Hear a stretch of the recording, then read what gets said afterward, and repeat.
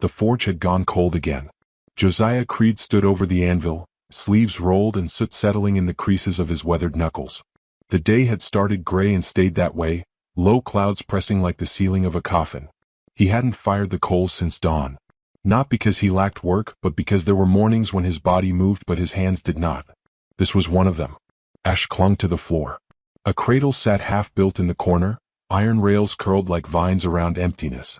The wind pushed against the blacksmith's shop, nudging the door on its hinges, whimpering like something outside wanted in.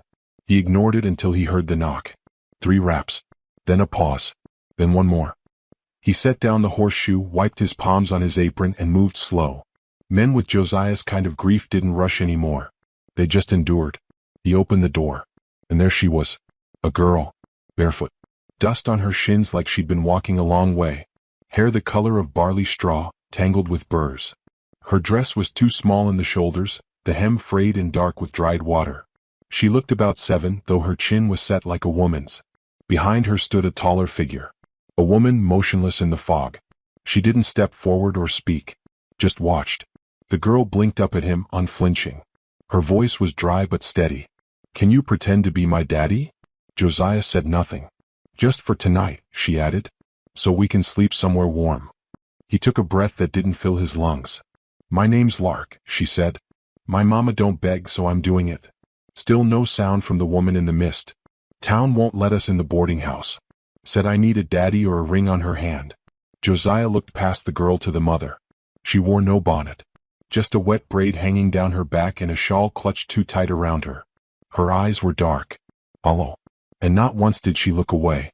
Lark shifted on her bare feet. "You don't gotta do nothing. Just stand near us. That's all." Josiah hadn't spoken in nearly 6 hours, and now his voice cracked like frozen leather. "Where's your real father?" Lark's face didn't change. "Gone." He glanced at her mother again. "She don't speak much," Lark said. "Since what happened?" The silence that followed had shape.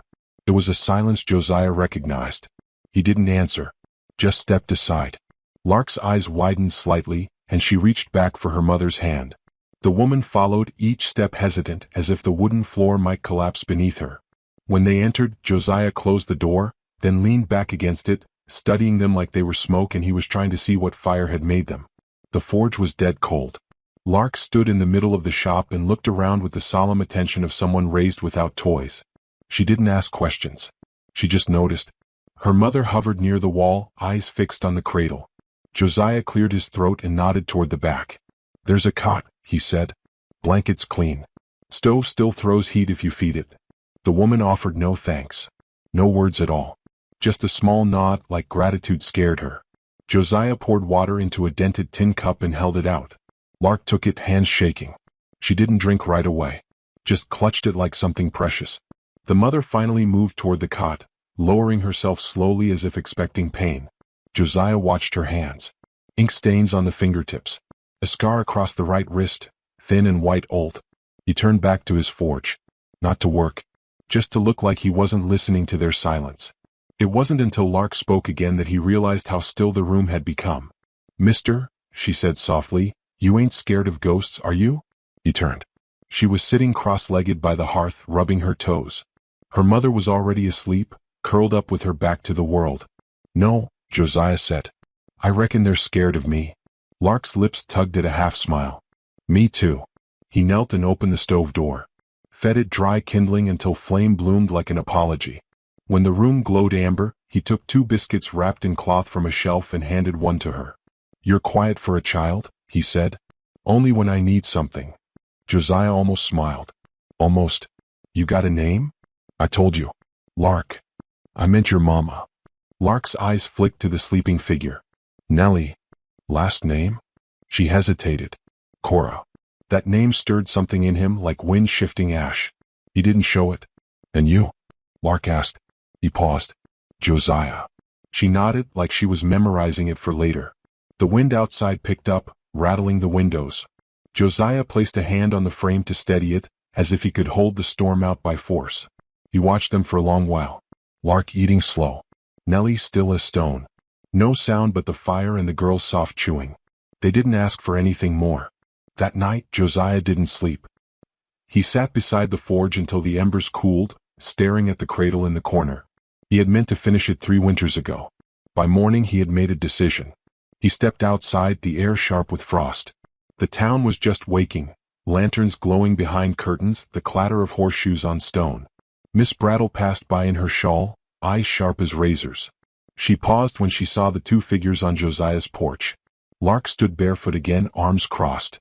Nellie behind her, hair still damp from washing in a tin basin. She looked cleaner, but no less tired.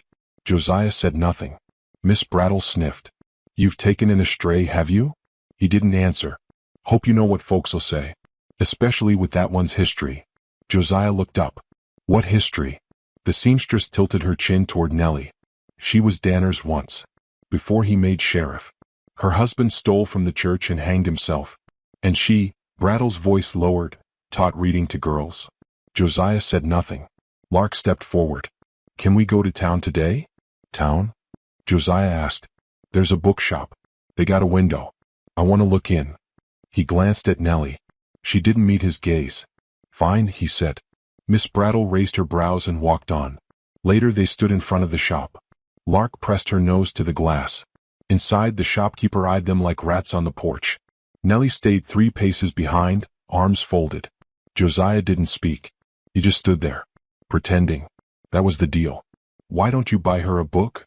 Nellie's voice came low, almost bitter. He turned. "She's yours tonight, right?" He studied her. "Don't got money for pages." She looked at him then. For the first time really looked. "You're not the man they say you are." Josiah raised an eyebrow. "And what do they say?" "That you stopped caring when your wife died. That you quit being a man." He didn't respond. That night, Lark sat on the floor near the stove, tracing letters with her finger on a piece of ash-covered slate. "Josiah," she asked, "do you think someone can be born again without dying?" He blinked. "What? Like, just start over? Like the wind turns and you ain't who you were no more?" He stared at her. "I think," he said slowly, "some folks are waiting on someone to tell them they can." Lark nodded. "I tell Mama that all the time." The silence returned, soft this time. Not heavy. Just there. Nellie was asleep again, curled on the cot like she'd never learned how to rest. In the middle of the night, Josiah stood and looked out the window. The moon lit the road in silver. He caught his reflection in the glass. A man with hollow eyes, ash on his shirt, and a cradle still empty behind him. He turned toward the sleeping figures. Lark stirred and mumbled something he couldn't hear. Josiah walked to the door, opened it, stepped out. The sky was heavy with stars. He looked up at them and whispered, "Just one night." But even he didn't believe that anymore. The morning rose slow and gray, the kind of sky that made the world feel undecided. Josiah Creed stood at the edge of his porch, arms crossed, eyes narrowed toward the rising mist. The girl and her mother were still asleep in the forge. He'd stoked the stove at dawn and stepped outside before they could thank him. Not that he expected it. Thank yous were the kind of thing that didn't belong between people like them. He lit his pipe, though he hadn't smoked it in weeks, and let the taste of old tobacco bite the back of his throat. Down the hill the church bell rang, once then twice, though it wasn't Sunday. Just the wind playing tricks. Or maybe time itself was fraying at the edges. He turned when he heard soft steps behind him. Lark emerged barefoot again, though he'd left boots near her bed. She carried one in each hand like they were wild animals she wasn't sure how to tame. "They yours?" she asked, blinking up at him. "They're yours. If they fit." She stared at them, then set them beside her and sat cross-legged on the porch. "Mama's still sleepin'. She don't sleep easy usually." Josiah didn't answer. He never did until he meant it. Lark pulled a thorn from her heel and flicked it into the dirt. "You build things?" she asked, nodding toward the forge. "I used to," he said. "Why'd you stop?" He let the question hang between them. "Fire needs reason," he said finally. And reason left. Lark tilted her head, watching the smoke from his pipe drift upward. "Mama says fire's a wild thing. She says you gotta hold it just enough or it'll run." Josiah studied her. There was something in the girl, some strange oldness. Like she'd cracked open too early and the world had poured into her. "She teach you that?" "She used to teach everything," Lark said. "Till people got scared of what she knew." Before he could ask more, Nellie stepped out. Her hair was still damp from the water basin, combed and braided now. She wore the same dress but cleaner, and her face looked more like a shape than a shadow. She said nothing, just gathered Lark's hand. Josiah held out a small pouch with a coin or two inside. "There's bread today in town," he said. "If you need it." Nellie hesitated, then took it with a nod so brief it nearly didn't happen. Lark skipped ahead toward the road, boots forgotten. Josiah didn't move from the porch until the two had faded into the mist like ghosts returning to their own world. Inside, the shop felt colder. He walked to the cradle in the corner and sat down beside it. Ran his hand over the ironwork, the rough edges he'd once smoothed again and again until he bled. He hadn't known if it was for a son or a daughter. It hadn't mattered. He picked up the file and began working without thinking. The rasp of metal was a kind of prayer. By the time the sun peeked through the clouds, they had returned. Nellie walked with her shawl drawn tight, head down. Lark held a cloth-wrapped loaf and something folded under her arm. She ran ahead and burst through the shop door. "Look," she said, breathless. "It's just paper, but I got it for Mama." She handed the folded square to Josiah. Inside was a child's drawing, scrawled with charcoal and full of lines like a storm. 3 stick figures. 1 tall, 1 medium, 1 small, all holding hands. "That's you," Lark said, pointing to the tall one. "Just pretend." Josiah didn't smile, but he didn't look away. "She wanted to leave it behind," Lark added. "Said it wasn't proper." Josiah folded it back and tucked it in his coat pocket. When Nellie entered, he saw the moment she noticed. Her eyes flicked to his coat, then away. They shared a silence that said more than words could. For 2 days they stayed. Josiah brought water from the creek. Nellie swept the shop when she thought he wasn't watching. Lark lined up horseshoes by size and called them her soldiers. When customers came, Josiah let them believe nothing was different. The town noticed anyway. On the 3rd day, Miss Brattle arrived. She wore a red shawl, bright as spilled wine, and leaned on the doorframe like the shop belonged to her. "I came for a hinge," she said. "But I also heard you found yourself company." Josiah didn't answer. Her eyes swept the room and found Nellie crouched by the stove. "Didn't recognize you without a classroom, Miss Cora," she said with a syrupy smile. "Still pretending to be a wife, are you?" Nellie stood but said nothing.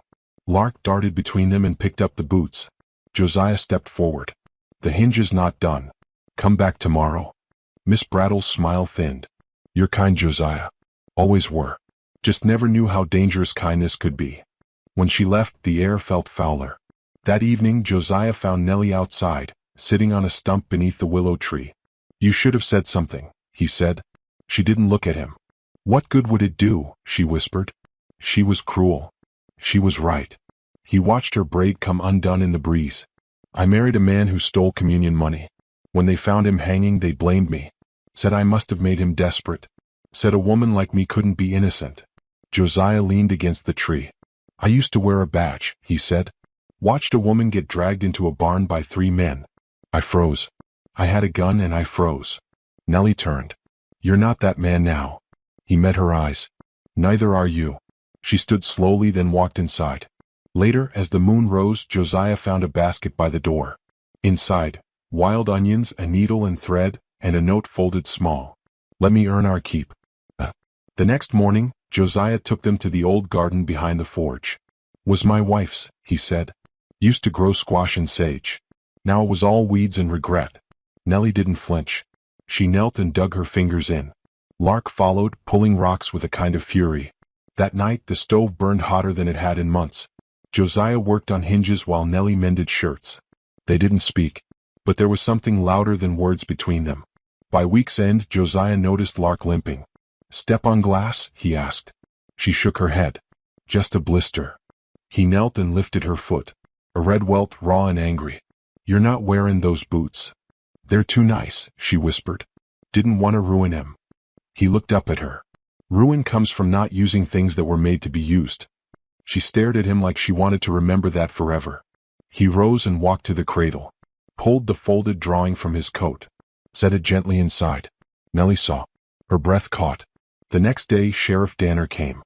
He stood in the doorway with dust on his hat and judgment in his eyes. "You keepin' a woman under false pretenses, Creed?" Josiah didn't answer. "She's got a past. Don't we all?" "She's not your wife." "No." "She's sleeping in your house?" "No. She's sleeping in my shop. Next to her child. With a locked door between us." Danner looked past him, saw Nellie stitching beside the fire. "You letting them stay is making folks talk." Josiah's voice came quiet. Then let him talk. Danner left. But he didn't walk away. He lingered just long enough to make sure the threat stayed. That night, Josiah took the boots and placed them at the edge of Lark's cot. She was already asleep. He turned to leave, but she spoke without opening her eyes. You act like a man who don't want anything. But you still watch that cradle. He paused. Was for someone who never came. But someone's here now, she murmured. Josiah stared at her. And for the first time in 3 years he wished for something. In the morning Nellie wasn't by the stove. The cot was empty. So was the garden. He stepped outside, heart hammering harder than he'd expected.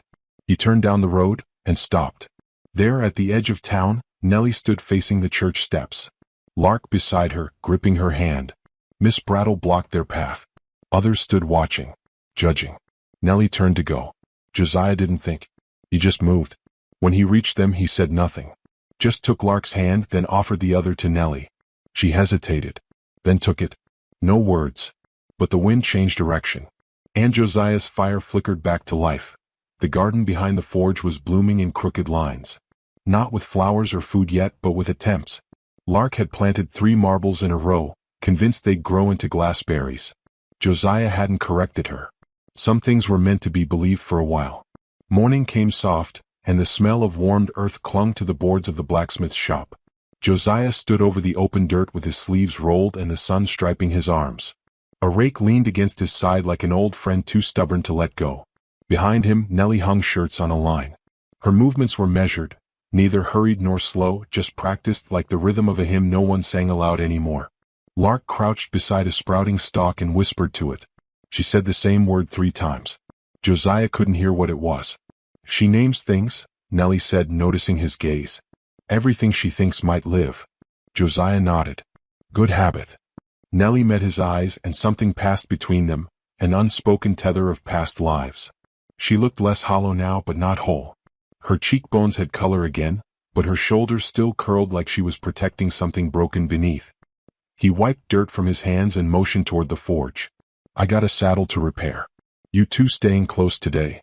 Lark sprang to her feet. We're readin' the Bible. Josiah blinked.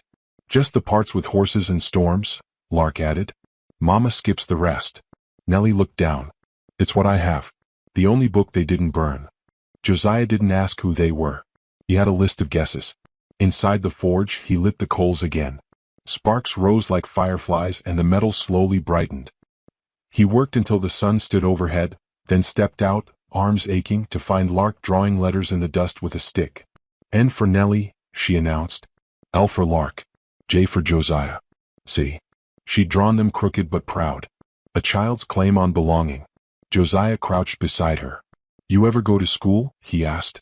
She glanced at Nellie, who had turned away. Once. Till they stopped letting girls in after Mama left. Said they'd get the wrong ideas. What kind of ideas? Lark's voice was soft. That they could be more than someone's burden. Josiah looked down at the stick, the letters half smeared by her feet. His voice came low. You ain't a burden. I know, she whispered. But she doesn't. That afternoon, Nellie brought out the thread she traded for. She stitched a patch onto Josiah's torn work shirt while he watched in silence. Used to mend him books, she said almost to herself. Sermons too when pages wore thin. You were a preacher's wife? No. Just married one who knew how to pretend. Josiah didn't speak. Some truths needed to echo a while before they were answered. That night, after supper, Lark pointed to the iron cradle. You ever gonna finish it? She asked. Josiah wiped his hands on a cloth. It was meant for someone else. But it's still here, she said. So maybe it's meant for someone now. He didn't look at Nellie, but he felt her pause. I ain't saying we need it, Lark added, then shrugged. Just don't like seeing things forgotten. Josiah walked over and ran a hand along the cradle's edge. The iron was cool and stubborn. He remembered the weight of it when he first bent the frame, how it fought him like it knew it wouldn't be used. Maybe, he said. Someday. Lark smiled. I'll make a blanket. The forge was warm that night. They didn't talk much. Just the crackle of flame and the sound of Nellie's thread pulling through cloth. Lark curled up on a rug near the stove, half reading, half dreaming. At some point, Nellie whispered, You ever miss her? It took a moment for Josiah to respond. Every morning, he said. But I stopped wishing she'd come back. That's different. Nellie's hands stilled. I miss who I was before. before they made me small. You ain't small, he said. She met his gaze. Not now. But I didn't come here that way. He nodded. No one does. The next morning Miss Brattle returned, this time with company, 2 other women from town, eyes sharp with curiosity. They stood outside the shop, murmuring as Josiah fixed a wheel. Can't believe he still lets her stay. Heard she reads to the child at night. What kind of woman puts ideas in a girl's head like that? Poor man's lost all sense. Josiah didn't look up. He didn't need to. But Nellie stepped outside, chin raised. She's mine, she said, clear and steady. And I'll raise her knowing her mind belongs to her. Miss Brattle snorted. Words won't protect her. No, Nellie said. But silence didn't protect me either. The women turned, scandal tightening their lips, and left with haste. Inside, Josiah stoked the fire higher than it needed to be. His hammer struck iron with more force than usual. Nellie didn't interrupt. Just laid her hand on the cradle when she passed. That evening Josiah brought in a plank of cherry wood. He set it beside the cradle. For a name, he said simply. Lark lit up. You're making a sign? He nodded. Thought it deserved one. What name? He looked at Nellie. That's not for me to say. Nellie didn't answer right away. She sat beside the stove and held the cloth square Lark had embroidered, a little bird stitched with shaky lines. Lark, she said at last. That's the name. For the cradle. For us. Josiah carved it in silence. The letters came slow. He burned them in with care, the smell of singed wood curling into the rafters. When he finished, he handed the sign to Nellie. She ran her fingers over the grooves, then looked at him. No one's made something with my name on it since I was a girl.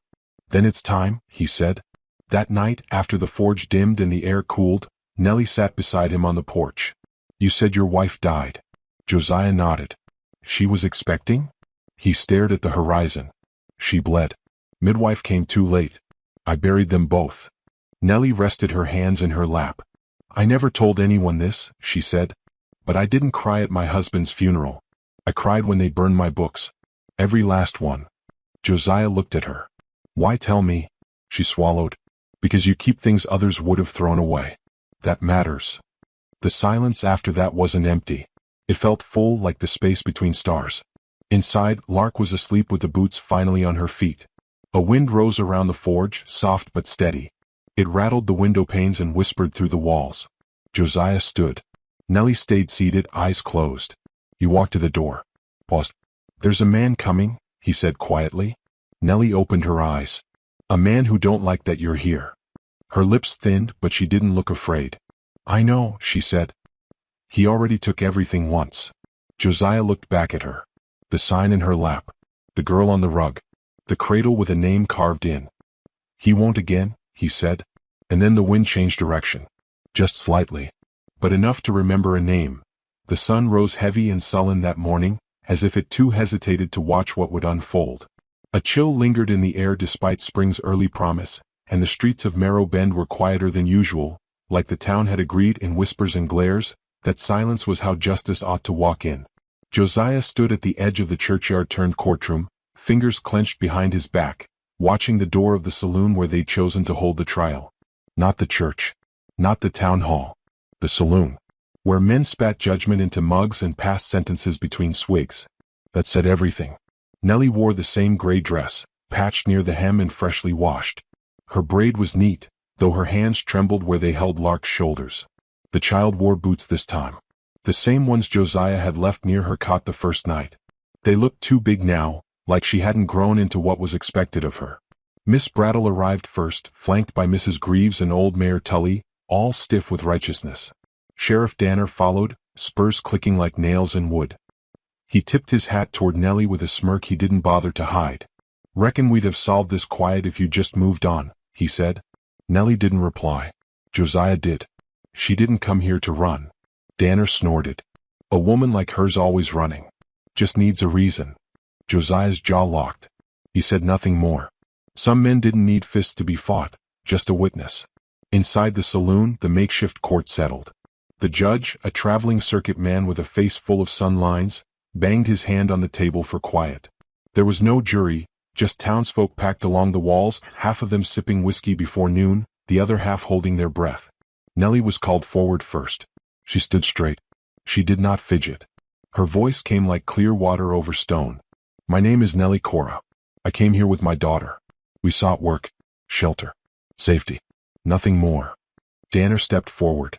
She posed as a wife, he said, his voice too loud for the small room. Lodged with a man not her kin. Deceived the town. Deceived him. Might even be harboring intentions to steal property. Josiah stepped forward, slow and deliberate. His boots echoed off the planks like each word he didn't say. She didn't deceive me, he said. The judge nodded. Speak your piece, Mr. Creed. Josiah turned to face the crowd. She asked for one night. I gave her that. I gave them warmth, not promises. Everything else they earned. Miss Brattle cut in. She teaches that girl to question men. To speak like she's got a right to things. She does, Josiah said. She reads, someone else shouted from the back. That's not natural in a woman. Lark's voice rose, sudden and sure. She reads because I asked her to. Heads turned. The child stood beside the cradle, which Josiah had brought and placed near the front. Her chin quivered, but she didn't sit. She didn't make me. She didn't trick nobody. I wanted stories. I wanted to know things. That ain't a crime. The judge raised a hand. Let her speak. Lark took a breath that seemed too big for her ribs. We only stayed because he was kind. Because no one else would let us in. And Mama didn't lie. She just didn't say everything. 'Cause no one listens when she does. Josiah stepped forward again. I'm not married, he said. Not anymore. But I've shared food, fire, space. That's more sacred than some paper. Danner's voice returned, sharp now. This is about order. A woman with her past. What past? Josiah interrupted. Danner stepped back, blinking. You speak like she's dangerous. But she worked. She taught. She survived. That's her past. She don't owe you her shame. Nellie's breath caught. Lark took her hand. The judge rubbed his jaw. The charge is vagrancy and moral impropriety. Has she worked since her arrival? Yes, Josiah said. Helped with the shop. Garden. Repairs. She's offered trade for everything taken. Was there payment? No, Josiah said. Not in coin. But not everything worth something needs to jingle. Brattle stood again. They live under the same roof. No, Nellie finally said. We live beside it. We haven't touched. We haven't shared more than air and silence. Danner chuckled. That's not what the town believes. Then the town's blind, Nellie said, her voice cracking. She looked to the judge. I have nothing. I know that. I can't promise I'll be good enough for your rules or your morals. But I have a child who laughs now. Who plans things. Who puts her feet in boots that were left for her without a word. If that's indecency, I don't know what decency means anymore. The room was quiet. Even Danner's smirk faded. The judge tapped his fingers on the table. Then he spoke, slow and even. The law grants leeway for common law situations, if the man affirms his intent to claim responsibility. Josiah didn't blink. What does that mean? Lark whispered. It means, the judge said, that if Mr. Creed is willing to say this woman and child are under his protection, and will remain so, then no charge can be pressed. Every eye turned to Josiah. He stepped forward. His hands were burned. His back bent from years of hammering the unforgiving. But his voice came clear. I lost a child before he drew breath, he said. I lost a wife before she could name him. I've lived quiet since. But then came a knock on my door and a child asked me to pretend. I did. He looked to Nellie. Then to Lark. And I don't want to pretend anymore. Nellie gasped, hand flying to her mouth. Lark clapped once before she could stop herself. The judge nodded. Then it settled. Brattle hissed through her teeth and stormed out. A few others followed, grumbling. But the rest stayed. Some curious, some shaken. Outside, the sun had broken through the clouds, casting gold across the saloon steps. Josiah waited until the last voice died behind the door. Then he turned to Nellie. I know you didn't ask for any of this. I didn't, she said. But I still want it. He reached out, not for her hand, but for the sign with Lark burned into the wood. He held it out. Let's hang this together. She nodded, eyes full. Lark skipped ahead, singing something off-key. But just as they reached the porch, Sheriff Danner stood waiting, arms folded. Town might let it go, he said. But I don't. You've made me look like a fool. Josiah stood still. You were already that, he said. Danner's mouth twitched. One day you'll slip. And when you do. Nellie stepped forward. No, she said. He won't. But you just did. Then she turned and Josiah followed. They entered the forge with the light at their backs and the warmth of a name newly given burning like a quiet fire behind them. But even as Josiah set the sign on its nails and Lark tucked herself beside the cradle that night, he couldn't shake the cold knot in his chest. Some men didn't lose easily. And the wind was picking up again. The wind howled through Marrow Bend as if the town itself had something to say but no one left to listen. It pressed against windows and bent the grass flat in the yard behind Josiah Creed's forge. The sky above churned with black clouds and broken stars. Somewhere distant, thunder cracked like a knuckle bone breaking.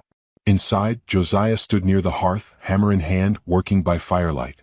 Sparks leapt with each strike, illuminating the side of his face like lightning in miniature. His movements were slower now, deliberate.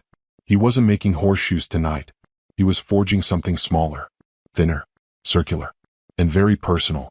Lark sat at the table, her boots swinging under the chair, whispering made-up words to the tin cup she now used every day. Nellie stitched something quietly on the cot, her fingers moving in time with the wind's whine and the occasional hiss of iron meeting water. No one said it aloud, but they were waiting, watching the windows. Sheriff Danner hadn't been seen in 2 days, not since he stood on the steps after the trial, hatred coiled tight behind his eyes like a snake warming in shade. That silence from a man like him wasn't peace. It was calculation. Josiah set the finished ring aside and turned to the window. The shadows were longer than they should have been for the hour. You feel it? Nellie asked without looking up. He nodded, like the night's holding its breath. He'll come, she said. I know. Nellie put down the fabric. It was a blanket for the cradle, soft as river moss and stitched with a single word in the corner. Begin. Why now? She asked. Why this ring? Josiah looked down at the small band cooling on the workbench. Because words aren't enough. Not with men like him watching. She stood and walked over, taking his hand gently in hers. You don't need to prove anything to me, she said. I'm not, he answered. I'm proving it to myself. Lark watched them, eyes wide and quiet. Josiah turned toward the cradle and carefully placed the ring inside it, on top of the stitched blanket. Not for display. Not for show. Just there. He moved to the stove, adding more wood, the fire crackling as if it too wanted to stay awake tonight. Then came the knock. Not like Lark's. Not gentle or hesitant. 3 hard, deliberate pounds. Josiah didn't flinch. He reached for the rifle mounted above the hearth and checked the chamber. Full. Steady. Familiar. Then he walked to the door and opened it slowly. Danner stood in the rain, coat slick, hat pulled low, pistol already drawn. Behind him, 2 men Josiah didn't recognize waited in the dark, faces mean and empty. I gave you a chance, Creed, Danner said. You spit on it. She didn't do anything, Josiah said. She did enough. You all did. Danner stepped forward. You want to keep a whore under your roof, fine. But you don't get to parade her like some God-fearing wife. You don't get to stand in front of a town and call me a liar. She's not a whore, Josiah said, voice low. And you're not God. Danner sneered. No. But I am the law. No, Nellie said, stepping beside Josiah. You're a man who hides behind the law to punish the world for not loving you. He raised the pistol. You speak again and I'll? Lark's voice cut the night like a bell. Don't you touch her. She stood between them now, arms out, boots planted. Small but unyielding. Danner faltered for a breath. Just enough. Josiah stepped in front of Lark and Nellie, raising the rifle but not yet pointing it. This doesn't end the way you think, Josiah said. Doesn't have to end at all, Danner said. Give her to me. You keep the girl. I walk away.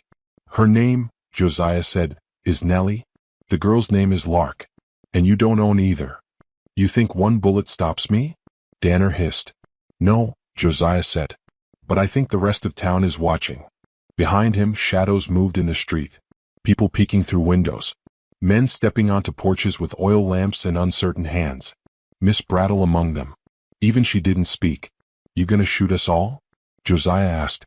Danner looked around. The spell of rage cracked. Doubt slipped through. One of his hired men muttered, This ain't what I signed on for. Then stepped back. Danner turned to the other. You with me? The second man hesitated, then followed the first into the dark. Rain began to fall, first soft, then heavier. Josiah lowered the rifle but kept his eyes on Danner. You're done here, he said. Go home. Or wherever a man like you pretends he has won. Danner stood alone in the mud. His shoulders rose and fell. Then, like the air had gone out of him, he turned and walked into the storm. The street stayed quiet long after he vanished. People lingered on porches, heads tilted like they were trying to hear if something had truly ended. Josiah closed the door. The forge was silent except for the hiss of water dripping from his coat and the fire breathing slow. Nellie sat beside the cradle and picked up the ring. She turned it in her fingers, then slid it onto her thumb, not as a promise but as a memory she meant to keep alive. "You didn't have to stand there," Josiah said. "I did," she answered. "Because no one stood for me before." Lark climbed into his lap without asking. She didn't speak, just pressed her cheek to his chest, where the thunder inside had finally quieted. Later, as they settled beside the hearth, Josiah reached for Nellie's hand. No ceremony, no grand gesture, just a burned man offering what remained of himself. "I was a coward once," he said, "but tonight I didn't run." "You chose us," she whispered. He nodded. "I did." Outside the rain softened. The cradle creaked faintly in the dark as if rocking on its own. And for the first time in years, Josiah slept without dreaming of Ash.